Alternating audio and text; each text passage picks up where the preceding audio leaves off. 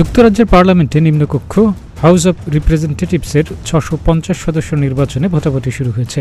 4 June যুক্তরাজ্য জুড়ে এ vote গ্রহণ শুরু হয়। এই নির্বাচনে ক্ষমতাসীন প্রধানমন্ত্রী ঋষি সুনাকের দলের বড় পরাজয়ের আশঙ্কা করা হচ্ছে বিভিন্ন জরিপের ফলে। ব্রিটিশ প্রধানমন্ত্রী ঋষি সুনাকের বিরুদ্ধে অভিযোগ তিনি জনবিচ্ছিন্ন। একথা মিথ্যা প্রমাণ করতে জাতীয় নির্বাচনে প্রচারে নেমে গত কয়েক সপ্তাহে শত শত মাইল ঘুরেছেন তিনি, কিন্তু মানুষের প্রত্যাশায় পরিবর্তন আনতে পারেননি। ব্রিটিশ প্রধানমন্ত্রী ঋষি সুনাকের সরকারি বাসভবন 10 নম্বর ডাউনিং স্ট্রিটে থেকে সুনাক 20 মাসে কী করেছেন তার পূর্বসূরি পরপর 4 রক্ষণশীল প্রধানমন্ত্রীর পারফরমেন্স কেমন ছিল ভোটারদের রায়ে সেসবের মূল্যায়ন ফুটে উঠবে। জনমত জরিপের পূর্বাভাস নির্বাচনে ভরাডুবি হতে যাচ্ছে সুনাকের কনজারভেটিভ পার্টির। লেবার পার্টি পেতে যাচ্ছে বড় জয়।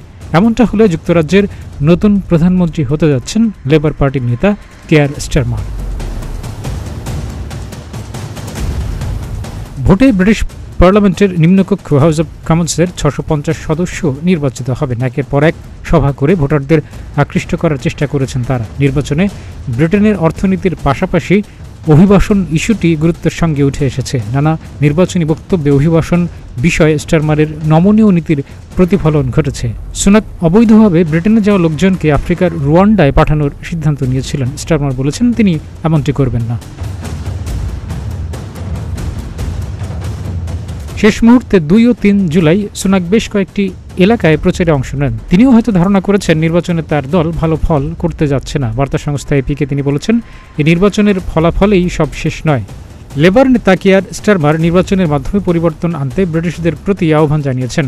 বিশ্লেষক, রাজনীতিবিদ সহ অধিকাংশ মানুষ মনে করেন ব্রিটেনে পরিবর্তন আসতে যাচ্ছে। লেবার পার্টি যুক্তরাজ্যের মন্থর অর্থনীতি নিয়ে বড় কোনো আশার বাণী দেয়নি। তারা অবকাঠামো নির্মাণ সহ বিভিন্ন ক্ষেত্রে স্পষ্ট কোনো বার্তাও দিতে পারেনি। যুক্তরাজ্যের ব্যবসায়ী সম্প্রদায়ের সমর্থন পেয়েছে লেবাররা। রক্ষণশীলদের শাসনামলে 2016 সালে ব্রেক্সিট গণভোটের মাধ্যমে ইউরোপীয় ইউনিয়ন থেকে বের হয়ে আসে যুক্তরাজ্য।